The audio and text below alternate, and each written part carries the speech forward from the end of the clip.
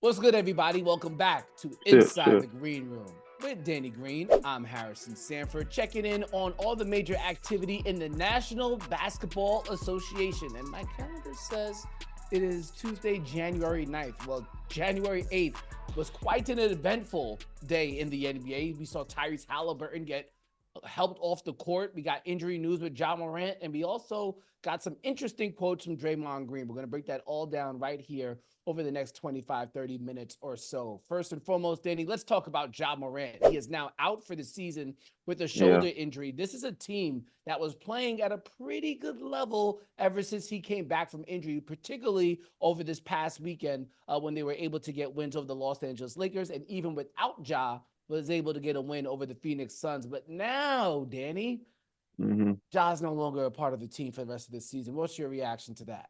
That's a tough loss, man, because they were playing with new life, and I think he gave them a lot of a different energy, which kind of sucks. I think this is another hit for them. But I said even with him being back and him being around the team morale and just those I guess the couple games that he was back gives them a different type of energy. So hopefully they can continue to carry that forward. But this sucks. This is a tough year for him with the the suspensions now, the injury, and him only being there for like 10 games with the team. It's a tough blow. So I feel for him. I feel for them. Praying for speedy recovery for him, and hopefully they continue to find the rhythm and playing well without him. Yeah, he obviously was suspended for the first 25 games of the season, and now will miss the remainder of the season. Now they've got some good play from a number of their players on the team, particularly the hmm big two, the other big two with Desmond Bain and Jaren Jackson. This season, Desmond Bain without Ja Morant, 24 and a half points and 5 assists. Jaren Jackson Jr., 21 points per game in games where Ja wasn't playing. But another person who's been pretty good for them, Danny, particularly since he's come back from his own injury, is Marcus Smart in his last 8 games, averaging 16 points per game. Now, I think a lot of people are going to be down on the Grizzlies because Ja is gone, but this isn't like Ja's gone. This isn't last year's team where if Ja was gone, then they're really well, they still had Tyus Jones. But nonetheless, okay, if Yeah. you look at this year's team, at least if you lose Ja Morant, you still have Marcus Smart, who is a point guard, who if Marcus Smart could play the point guard role at a high level or above average level, then who on that roster would you say needs to step up to replace the production that they're going to lose from Ja? I think it's a collective thing, man. You can't do it with one person. Obviously, I think Jaren could step it up a little bit more offensively and defensively. Get back to that defensive player of the year caliber player he was. I don't know where he ranks right now this season, but he's not being talked about as much, maybe, mainly because they haven't been winning. It's the record, But yes. he could protect the rim a little better. And I guess the biggest thing knock on him this past summer was the rebounding issue. But I honestly think it's going to be a collective group thing, and I think also will help them if they get Brandon Clark back. We don't know how soon or how late. If he can get back by February, it's early January right now. If he gets back before or by All Star break, it's another month. I mean, I expected them to do some historic type of things with Ja back. I don't expect that anymore, but I still think they can do some, say miraculous, but something special with the group they have right now. And I think they could probably get to that 10 seed play in if they stay above water and stay afloat with Marcus Smart playing at a high level, Luke Kennard being back now playing at a high level. Obviously, Dez and Jaren doing what they're supposed to do, but getting Brandon Clark back. Vince Williams is playing a lot of minutes now. He's been doing some good work for them. So if you get Zaire and David Roddy, those other guys that step up a little bit, it'll keep them afloat and then can keep them in the conversation of the playing game. Yeah, so they're 4.5 games out of the last play-in spot. In order for them to get into the play-in, they would have to surpass either not even the Warriors, because the Warriors are out of the play-in right now too. But in order to get into that range, they would have to pass teams like the Lakers. They'd have to The pass Lakers. teams I just had the standings up here. It They was would have to definitely the pass the Lakers. team. Yeah, they'd have to pass the Lakers. They'd have to pass the Suns. They'd have to pass the Pelicans. Have to pass the Houston Rockets. Those are the teams that not necessarily they have to pass all of them, but through the 7 and 10 seeds. 7 is the Pelicans, 8's the Rockets, 9 is the Suns, Lakers are the 10, and then you still have the Jazz in front of the Grizzlies. You still have the Warriors in front of the Grizzlies. It's a long way up, and honestly, brought up Brandon Clark, and so I had to think. I think the Memphis Grizzlies organization is going to be confronted with a very difficult choice. Yes, you don't ever want to tell players to Mm-hmm. not try hard, not do their best. And There's not get something ready. about morale and trying to win.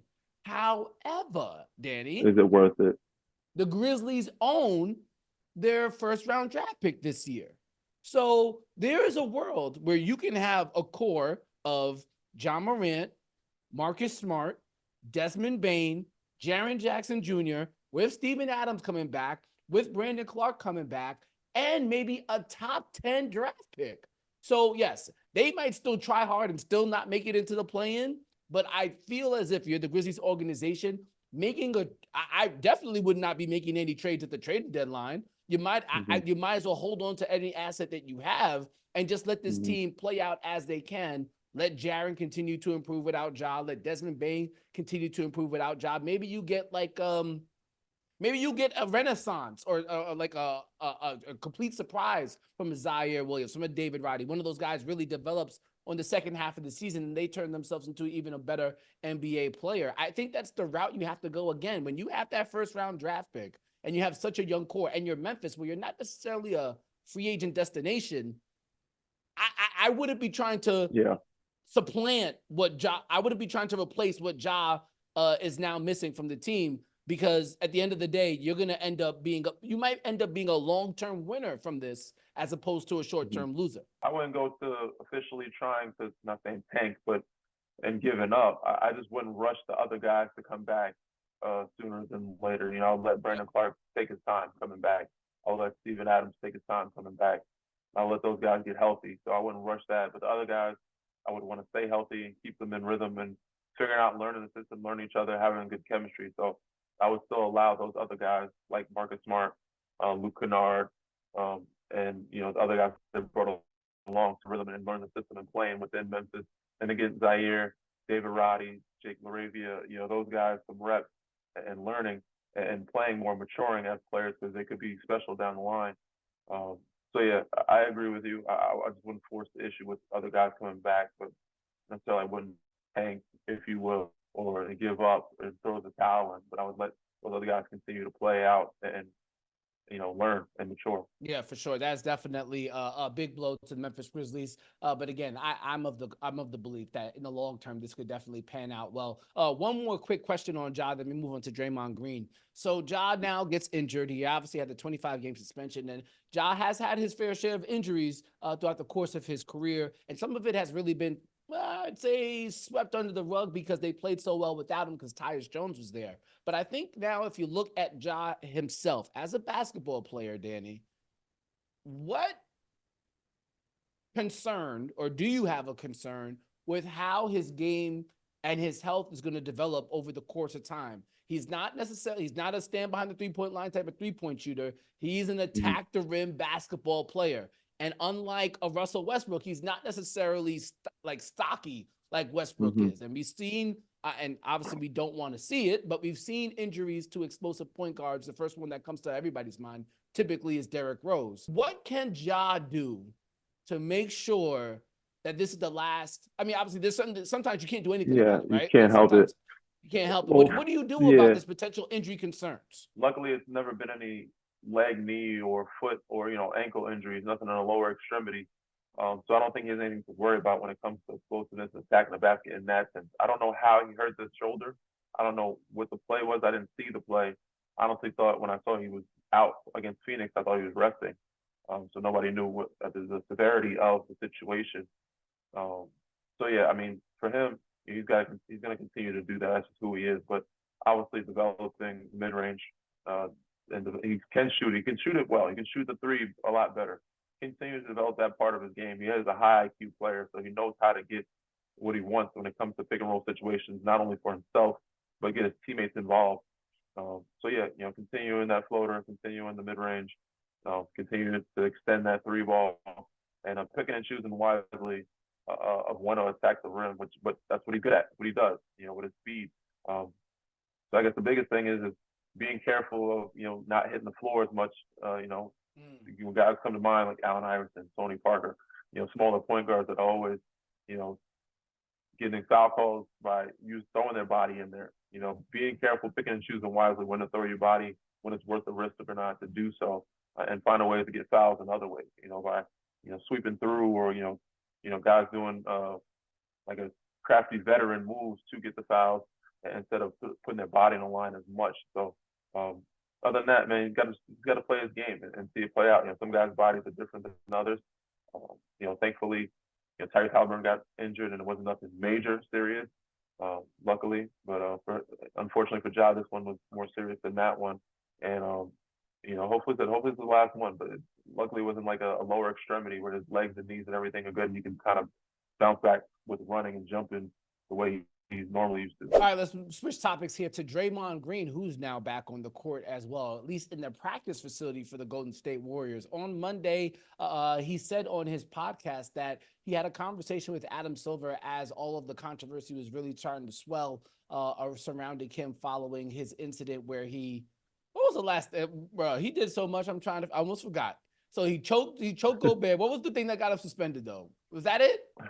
No, he punched Nurkic. He punched Nurkic. Oh yeah. He punched Nurkic. Yeah, he turned around. He turned around with a right hook, and he was trying to sell the foul call, and he caught Nurkic with a swinging right hook. I believe. I think that's what it was. Yeah, and that's when they said he needed therapy or something like that, and took some time off. And I think it was 12 games. He's reinstated with practicing with the team, so not playing yet, but he's back with the team. Yes, for the incident with Nurkic.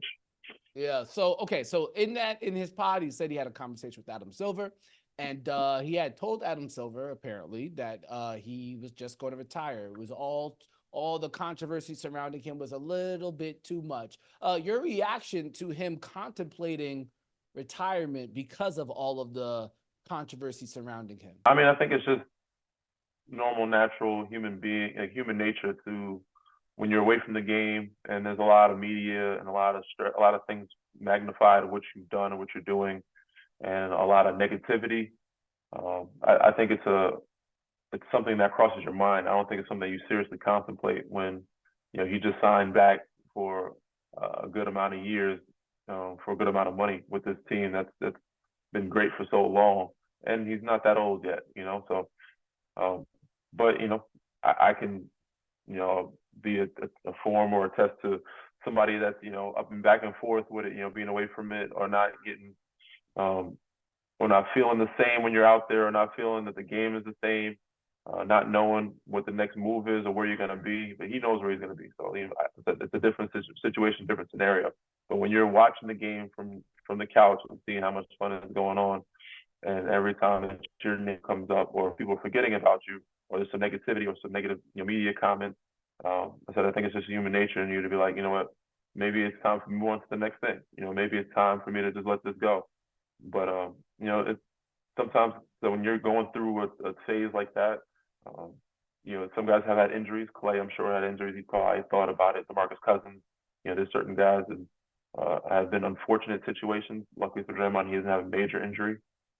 But when you're in a different phase like that, and watching how things are changing and how you're being forgotten about, or how negatively you've been talked about, it's only human to think of certain different routes or different things of changes. So I mean, I don't know. I thought it's sometimes when you're going through that time, there's rash decisions or rash thoughts, which Adam Silver said was when he had the conversation with him. It's like, it's a rash decision.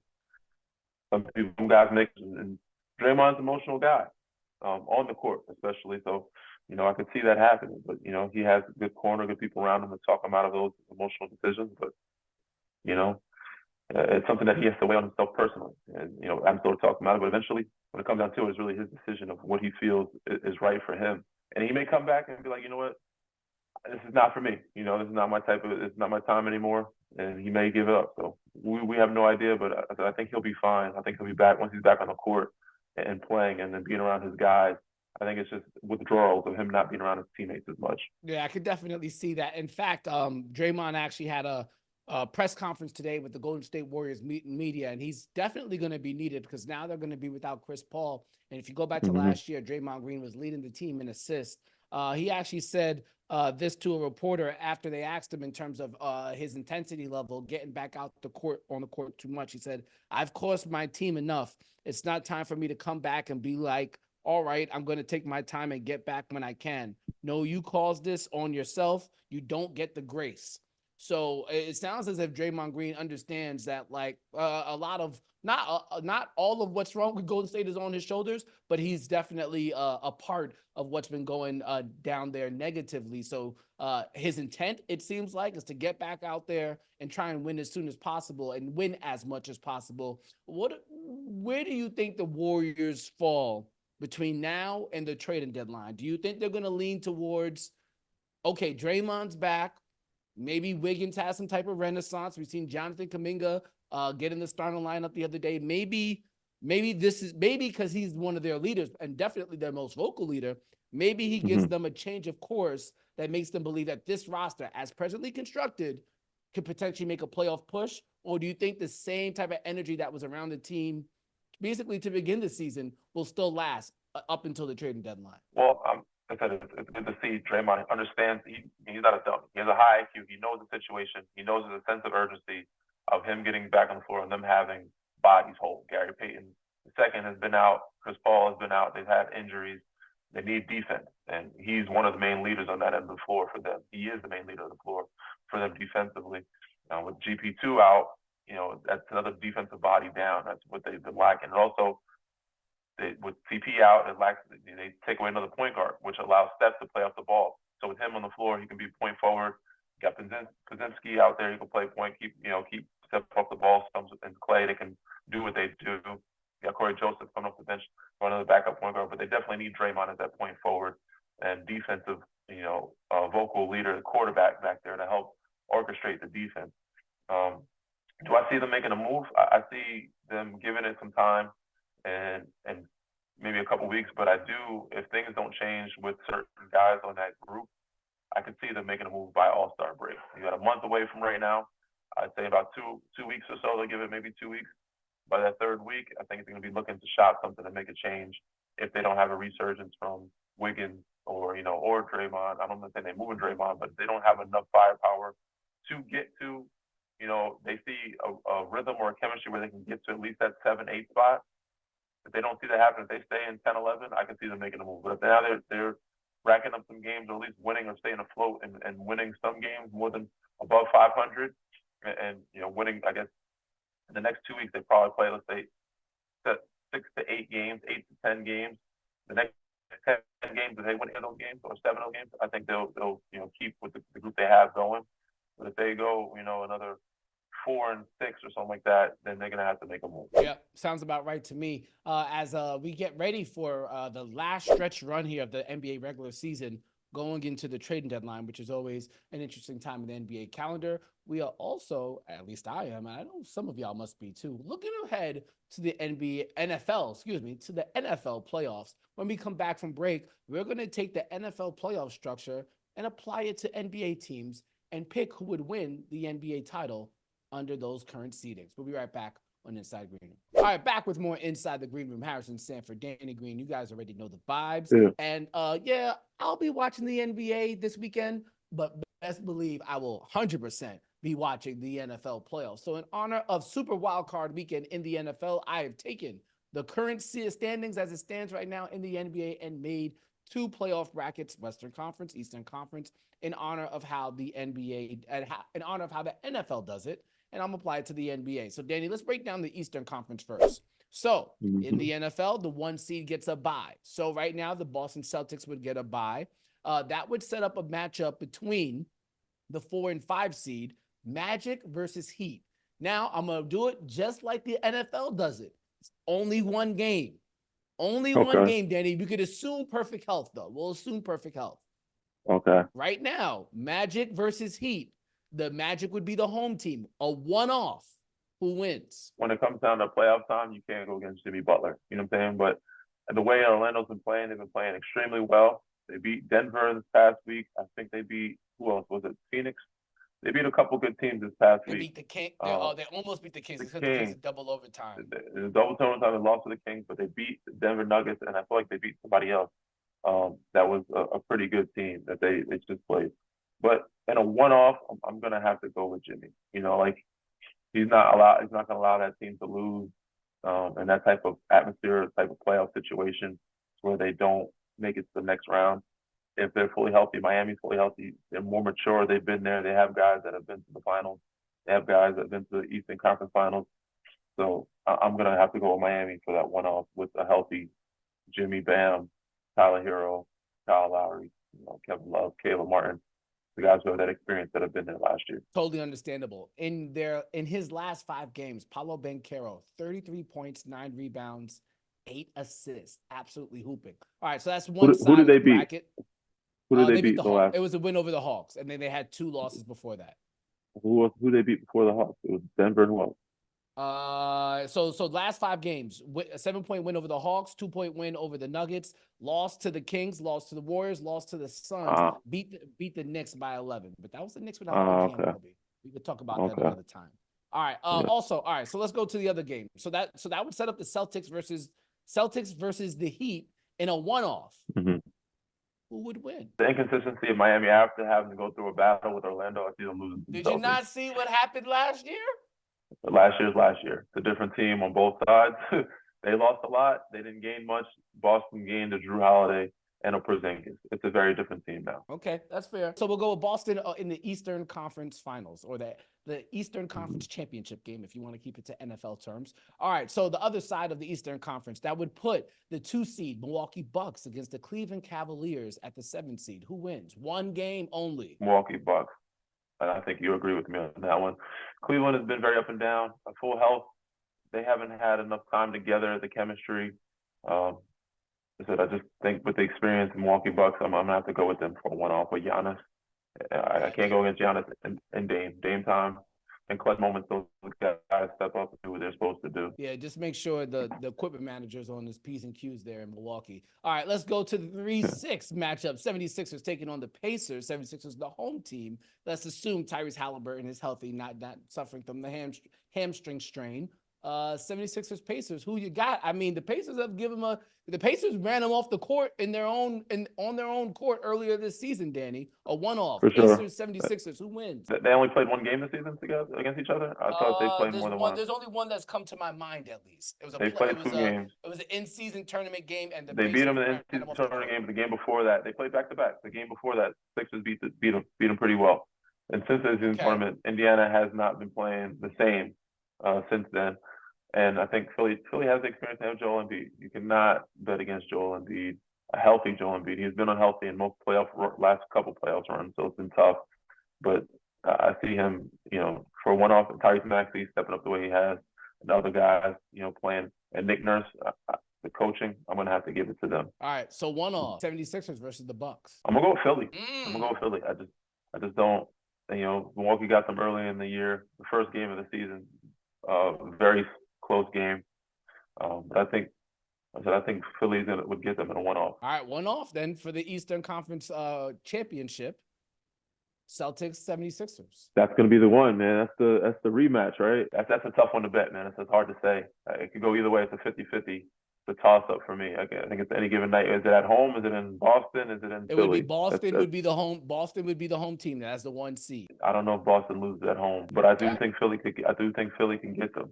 Philly can get them any given day. Unfortunately, this is not the NFL. It would be a best of 7. And in a best of 7, I would take the Celtics. But that's besides the point. All right, let's go to Western Conference. All right, number 1 seed would be the Minnesota Timberwolves. They look good so far this season. Let's go to the 4-5 game. Clippers, Kings, real quick. Who wins? I'm going to go Clippers. They've been rolling and playing well right now. Full health. I think they have more experience. I think they would get that first game. Okay, Clippers, Timberwolves. That's a tough one. I'm going to go with the Timberwolves. Since they got the bye week, I think Sacramento will give Clippers a good run for their money, and they would be a little bit fatigued. They're a little older, having to play, a second game after that first one. I think it will wear on them a little bit, so I think the Timberwolves will get them in that second game. All right, so 3-6 matchup, Nuggets Mavericks. Can we just talk the Nuggets? Mind you, it is a one-off. So in a one-off, Luka could do something. Anything crazy. can happen. So for Kyrie, you just have no idea what's going to happen. But I still take the Nuggets. They're the best team in the league, team-wise in the league right now, chemistry-wise. They have everybody healthy. The way, obviously, the starting 5 isn't balling, but their bench, the way Reggie Jackson and DeAndre Jordan have been playing this year, has been remarkable and unexplainable. So it's like, where's this coming from? But they've been playing at a high level, and Jamal Murray is back now. I'm going to give it to Denver. Okay. I also like Peyton Watson as well. All right, so let's go to this this other matchup here, the 2-7 matchup between the Thunder and the Pelicans. I kind of like the Pelicans' length against OKC, especially with OKC being on the younger side. But you're taking the Thunder. Taking the Thunder.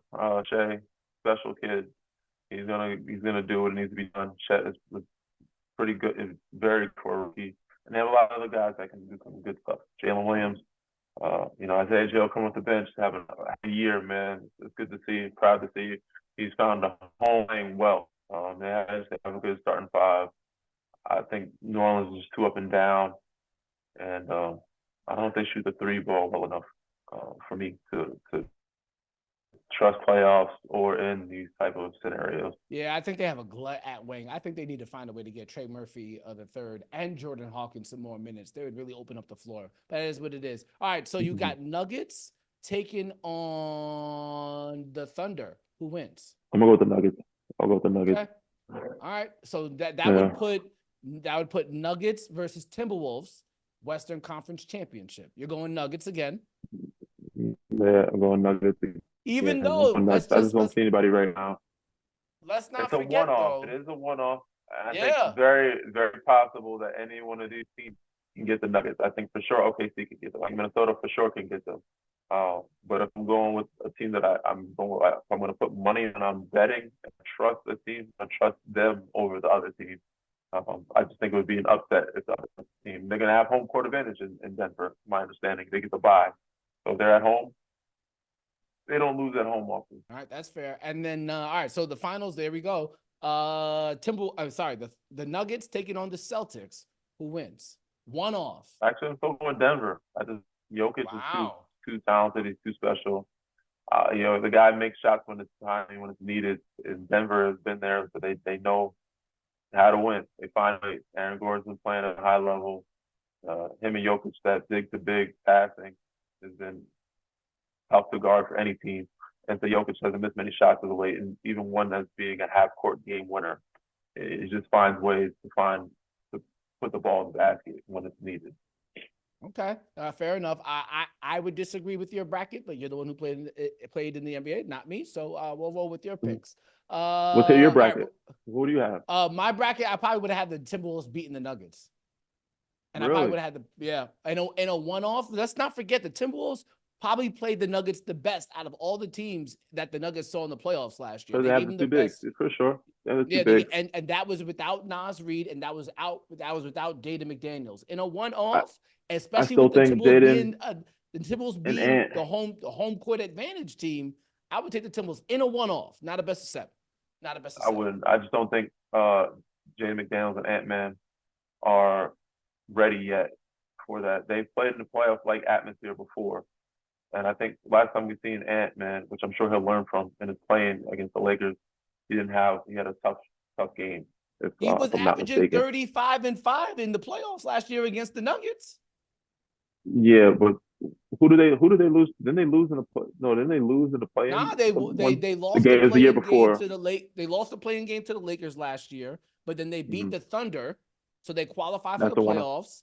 And then they played the Nuggets, and they took the Nuggets to 5, and they played them better than any other team in the playoffs last year. Timberwolves did. But it took them because they won one game. I don't see it. I said that in season, well, not the play-in game, that a one-off, Edwards could have one of those nights. You know what I'm saying? You never know, where he just struggles. He struggled against the Lakers that one night, and that's what I recall happening. And not saying that he would do that against the Nuggets, but I think he would need more help than playing it. I just don't see offensively Jaden bringing enough scoring, or Rudy Gobert. I think they just lack the scoring to go to beat Denver. Fair enough. Hey, different strokes for different folks. All right, we got to get out of here, but before we do that, we got to keep this tradition going. We're going to do our trivia. We'll keep it to one question today, Danny, and see who gets it right. Amjad has laid out this question for us, and I guess we'll just throw out names till you eventually get it right, or if it takes us too long, he'll just tell us we're both wrong. We'll move on to next week. So here's the question. Who holds the record for the most consecutive seasons playing for the same NBA team? Oh, while never making an All-Star appearance? I know this answer. Do you know? Don't say it yet. Do you know this answer? Yeah, I think I know this answer. I know this answer too. All right. How do we make sure? All right, we're gonna say it at the same time. You ready? Oh yeah. 3, 2, 1. Udonis Haslem. Udonis Haslem. Yeah. No, you said it after me. You said it after I said at the same time. No, You probably caught. Is that right? Is that Udonis? Is it Udonis Haslem? Yeah. There we go. All right. So yeah, we got time for golden number. From my end, we said at the same time on my end, because I don't know if you catching my words late, but it came through at the same time.